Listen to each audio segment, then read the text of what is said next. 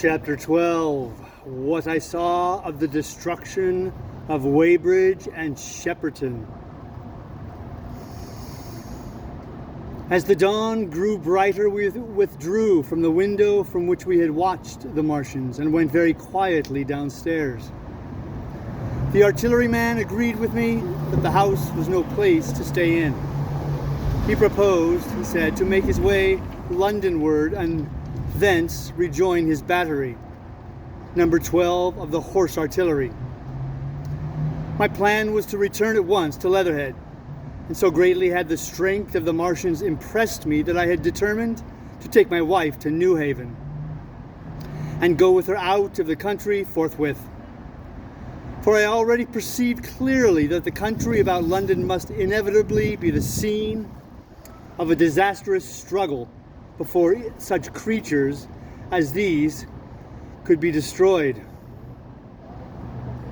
Between us and Leatherhead, however, lay the third cylinder, with its guarding giants. Had I been alone, I think I should have taken my chance and struck across country. But the artilleryman dissuaded me.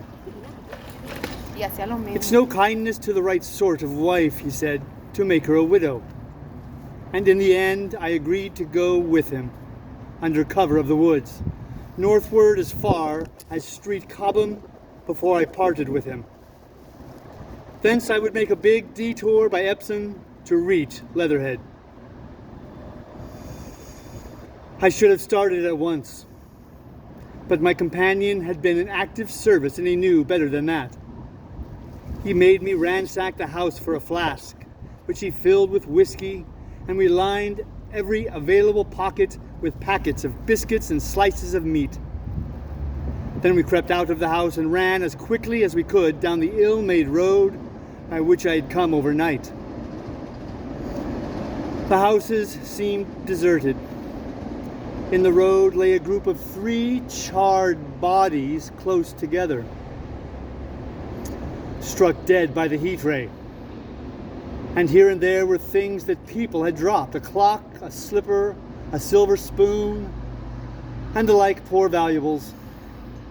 At the corner, turning up towards the post office, a little cart filled with boxes of furniture and horseless, heeled over on a broken wheel. A cash box had been hastily smashed open and thrown under the debris.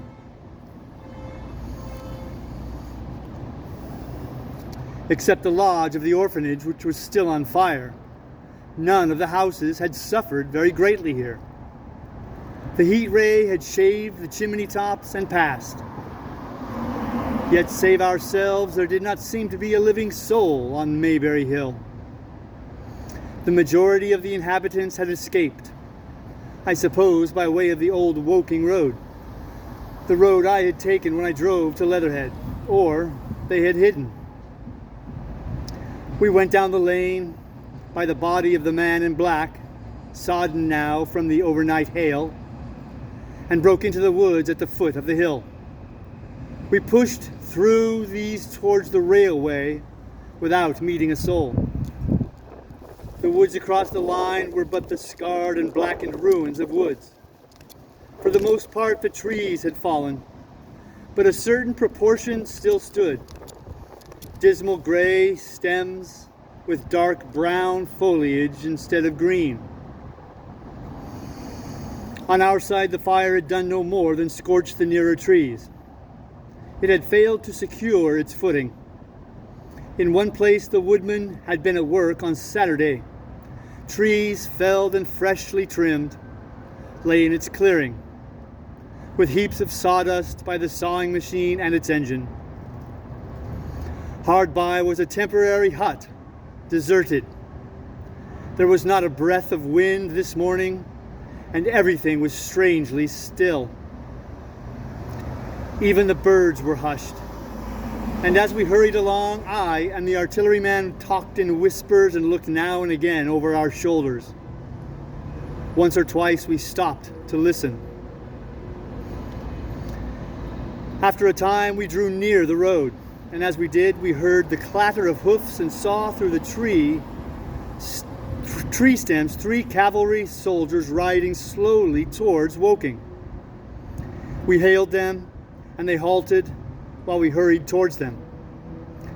It was a lieutenant and a couple of privates of the 8th Hussars, with a stand like a theodolite, new word for me, have to look that up, which the artilleryman told me was a heliograph. "You are the first men I've seen coming this way this morning," said the lieutenant. "What's brewing?" His voice and face were eager. The men behind him stared curiously. The artilleryman jumped down the bank into the road and saluted. "Gun destroyed last night, sir. Have been hiding, trying to rejoin battery, sir. You'll come in sight of the Martians, I expect, about half a mile along this road." "What the dickens are they like?" asked the lieutenant. "Giants in armor, sir. 100 feet high. 3 legs and a body like aluminium with a mighty great head in a hood, sir." "Get out," said Lieutenant. "What confounded nonsense." "You'll see, sir. They carry a kind of box, sir, that shoots fire and strikes you dead." "What do you mean, a gun?" "No, sir," said the artilleryman. And the artilleryman began a vivid account of the heat ray. Halfway through, the lieutenant interrupted him and looked up at me. I was still standing on the bank by the side of the road. "It's perfectly true," I said. "Well," said the lieutenant, "I suppose it's my business to see it too. Look here," to the artillerymen. "We're detailed here clearing people out of their houses. You'd better go along and report yourself to Brigadier General Marvin and tell him all you know. He's at Weybridge. Know the way?" "I do," I said, and he turned his horse southward again. "Half a mile, you say?" said he. "At most," I answered, and pointed over the treetops southward. He thanked me and rode on, and we saw them no more. Farther along, we came upon a group of 3 women and 2 children in the road, busy clearing out a laborer's cottage. They had got hold of a little hand truck and were piling it up with unclean-looking bundles and shabby furniture. They were all too assiduously engaged to talk to us as we passed. By Byfleet Station, we emerged from the pine trees and found the country calm and peaceful under the morning sunlight. We were far beyond the range of the heat ray there, and had it not been for the silent desertion of some of the houses, the stirring movement of packing in others, and the knot of soldiers standing on the bridge over the railway and staring down the line towards Woking, the day would have seemed very like any other Sunday. Several warm farm wagons and carts were moving creakily along the road to Addlestone, and suddenly through the gates of a field we saw across a stretch of flat meadow 6 12-pounders standing nearly at equal distance, pointing towards Woking. The gunners stood by the guns, waiting, and the ammunition wagons were at a businesslike distance. The men stood almost as if under inspection. "That's good," said I.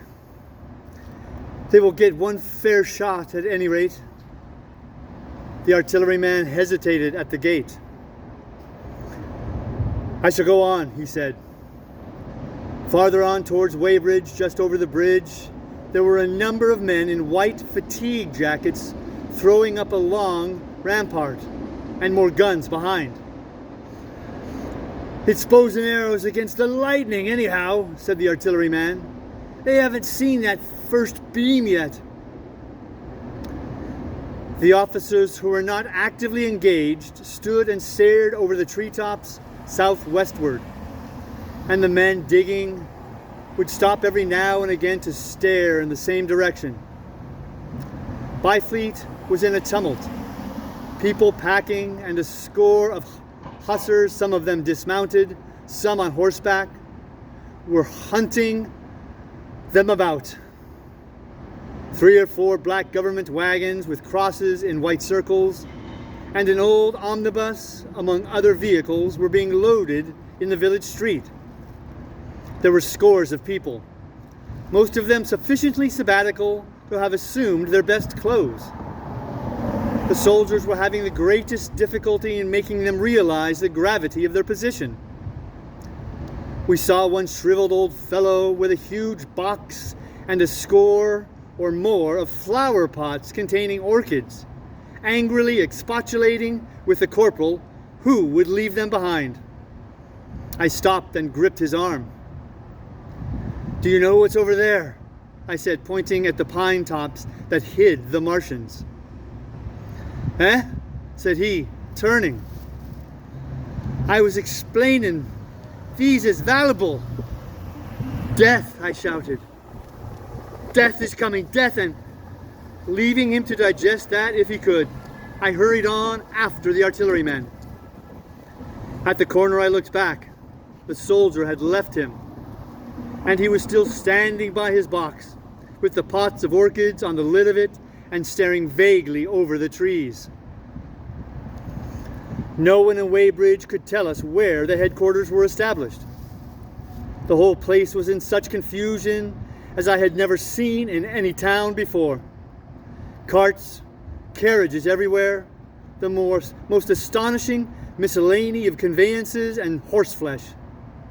The respectable inhabitants of the place, men in golf and boating costumes, wives prettily dressed, were packing, riverside loafers energetically helping, children excited, and for the most part highly delighted at this astonishing variation of their Sunday experiences. In the midst of it all, the worthy vicar was very pluckily holding an early celebration, and his bell was jangling out above the excitement. I and the artilleryman, seated on the step of the drinking fountain, made a very passable meal upon what we had brought with us. Patrols of soldiers, here no longer hussars, but generators in white, grenadiers in white, were warning people to move now or to take refuge in their cellars as soon as the firing began. We saw as we crossed the railway bridge that a growing crowd of people had assembled in and about the railway station, and the swarming platform was piled with boxes and packages. The ordinary traffic had been stopped, I believe, in order to allow the passage of the troops and guns to Chertsey. And I have heard since that a savage struggle occurred for places in the special trains that were put on at an hour later. We remained at Weybridge until midday, and at that hour we found ourselves at the place near Shepperton Lock, where the Wey and Thames join. Part of the time we spent helping 2 old women to pack a little cart. The Wey had a treble mouth, and at this point boats all are to be hired, and there was a ferry across the river. On the Shepperton side was an inn with a lawn, and beyond that the tower of Shepperton Church. It had been replaced by a spire, rose above the trees. Here we found an excited and noisy crowd of fugitives. As yet the flight had not grown to a panic, and there were already far more people than all the boats going to and fro could enable to cross. People came panting along under heavy burdens. One husband and wife were even carrying a small outhouse door between them, with some of their household goods piled thereon. One man told us he meant to try to get away from Shepperton station, There was a lot of shouting, and one man was even jesting.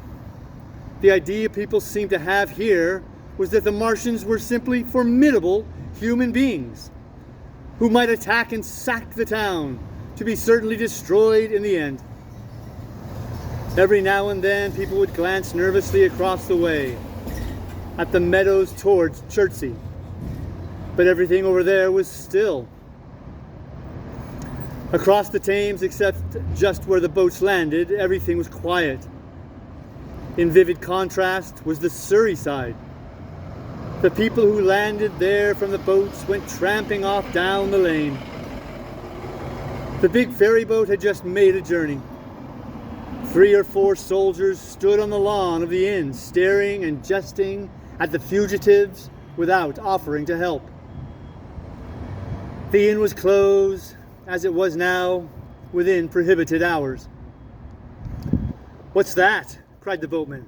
"And shut up, you fool!" said a man near me to a yelping dog. Then the sound came again, this time from the direction of Chertsey. A muffled thud, the sound of a gun. The was beginning. And almost immediately unseen batteries across the river to our right, unseen because of the trees, took up the chorus, firing heavily one after the other. A woman screamed. Everyone stood arrested by the sudden stir of battle.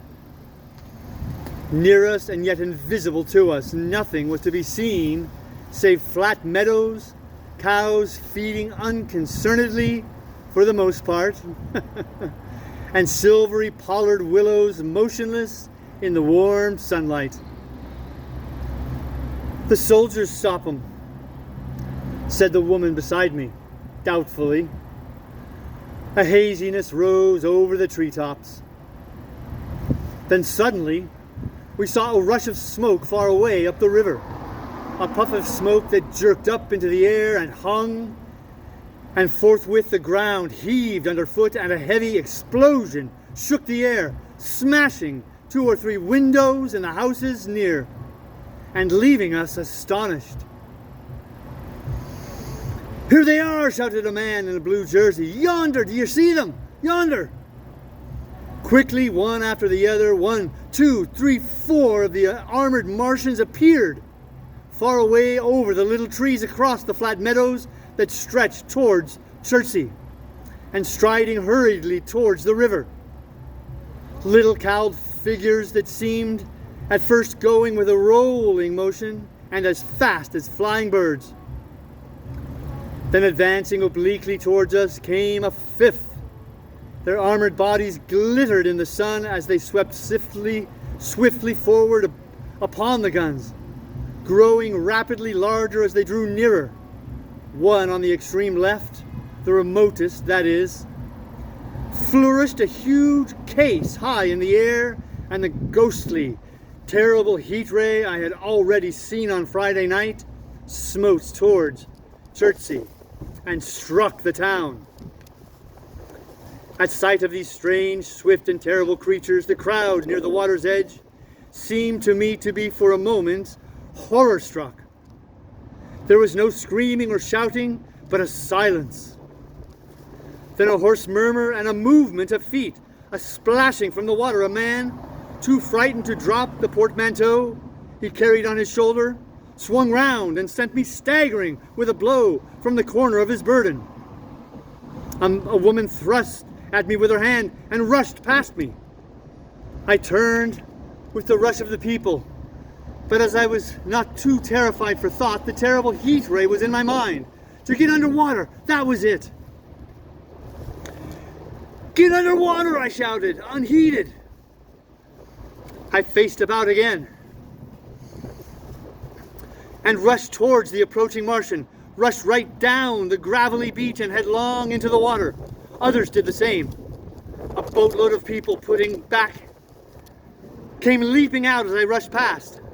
The stones under my feet were muddy and slippery, and the river was so low that I ran perhaps 20 feet, scarcely waist deep. Then as the Martian towered overhead, scarcely a couple of 100 yards away, I flung myself forward under the surface. The splashes of the people in the boats leaping into the river sounded like thunderclaps in my ears. People were landing hastily on both sides of the river. But the Martian machine took no more notice for the moments of the people running this way and that than a man would of the confusion of ants in a nest against which his foot had kicked. When half suffocated, I raised my head above the water. The Martian's hood pointed out at the batteries that were still firing across the river. And as it advanced, it swung loose what must have been the generator of the heat ray. In another moment, it was on the bank, and in a stride, wading halfway across. The knees of its foremost legs bent at the farther bank, and in another moment, it had raised itself to its full heights again, close to the village of Shepperton. Forthwith, the 6 guns which, unknown to anyone on the right bank, had been hidden behind the outskirts of that village, and fired simultaneously. The sudden near concussion, the last close upon the first, made my heart jump. The monster was already raising the case, generating the heat ray as the first shell burst 6 yards above the hood. I gave a cry of astonishment. I saw and thought nothing of the other 4 Martian monsters. My attention was riveted upon the nearer incident. Simultaneously, 2 other shares burst in the air near the body as the hood twisted round in time to receive, but not in time to dodge the 4th shell. The shell burst clean in the face of the thing. The hood bulged, flashed, was whirled off in a dozen tattered fragments of red flesh and glittering metal. "Hit!" shouted I, with something between a scream and a cheer. I heard answering shouts from the people in the water about me. I could have leaped out of the water with that momentary exultation. The decapitated colossus reeled like a drunken giant, but it did not fall over. It recovered its balance by a miracle, and no longer heeding its steps, and with the camera that fired the heat ray now rigidly upheld, it reeled swiftly upon Shepperton. The living intelligence, the Martian within the hood, was slain and splashed to the 4 winds of heaven, and the thing was now but a mere intricate device of metal whirling to destruction. It drove along in a straight line, incapable of guidance. It struck the tower of Shepperton Church, smashing it down as the impact of a battering ram might have done, swerved aside, blundered on, and collapsed with tremendous force into the river out of my sight. A violent explosion shook the air, and a spout of water, steam, mud, and shattered metal shot far up into the sky. As the camera of the heat ray hit the water, the latter had immediately flashed into steam. In another moment, a huge wave, like a muddy tidal, but almost scaldingly hot, came sweeping round the bend upstream. I saw people struggling shorewards, and heard their screaming and shouting faintly above the seething and roar of the Martian's collapse. For a moment I heeded nothing of the heat, forgot the patent need of self-preservation. I splashed through the tumultuous water, pushing aside a man in black to do so, until I could see round the bend. Half a dozen deserted boats pitched aimlessly upon the confusion of the waves. The fallen Martian came into the sight downstream, lying across the river and for the most part submerged. Thick clouds of steam were pouring off the wreckage, and through the tumultuously whirling wisps I could see intermittently and vaguely the gigantic limbs churning the water and flinging a splash and spray of mud and froth into the air. The tentacles swayed and struck like living arms, and save for the helpless purposelessness of these movements, It was as if some wounded thing were struggling for its life amid the waves. Enormous quantities of a ruddy brown fluid were spurting up in noisy jets out of the machine. My attention was diverted from this death flurry by a furious yelling, like that of the thing called a siren in our manufacturing towns. A man, knee-deep near the towing path, shouted inaudibly to me and pointed. Looking back, I saw the other Martians advancing with gigantic strides down the riverbank from the direction of Chertsey. The Shepperton guns spoke this time unavailingly.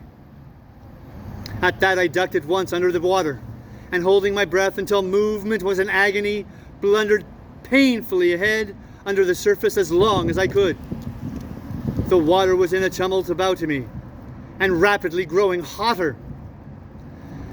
When for a moment I raised my head to take breath and throw the hair and water from my eyes, the steam was rising in a whirling white fog that at first hid the Martians altogether. The noise was deafening.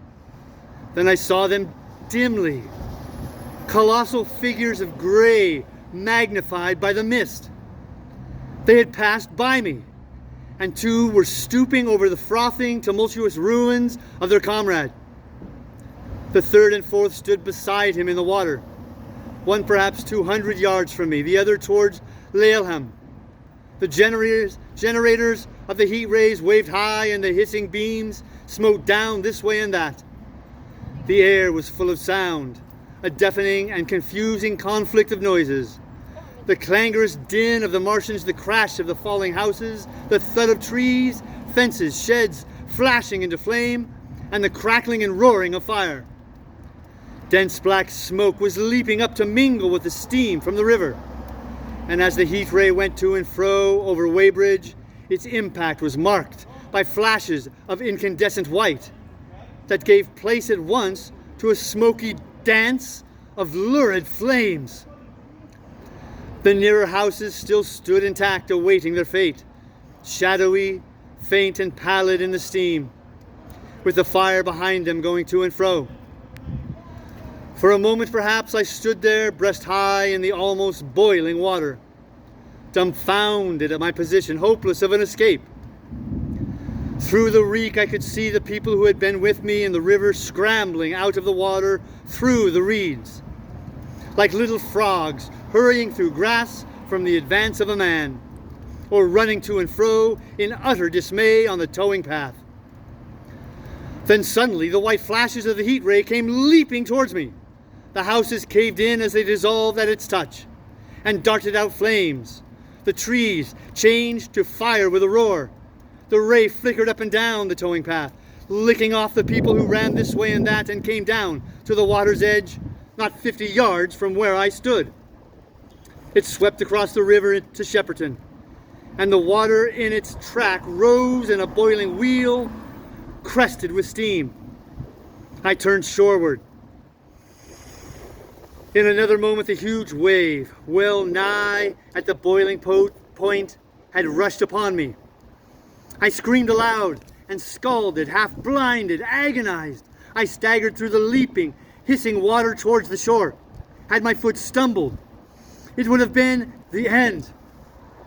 I fell helplessly in full sight of the Martians upon the broad, bare, gravelly spit that runs down to mark the angle of the way in Thames.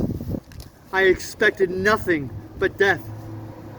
I have a dim memory of the foot of the Martian coming down within a score of yards of my head, driving straight into the loose gravel, whirling it this way and that, and lifting again, of a long suspense, and then of the four carrying the debris of their comrade between them, now clear and presently faint through a veil of smoke, receding interminably, as it seemed to me, across a vast space of river and meadow. And then, very slowly, I realized that by a miracle I had escaped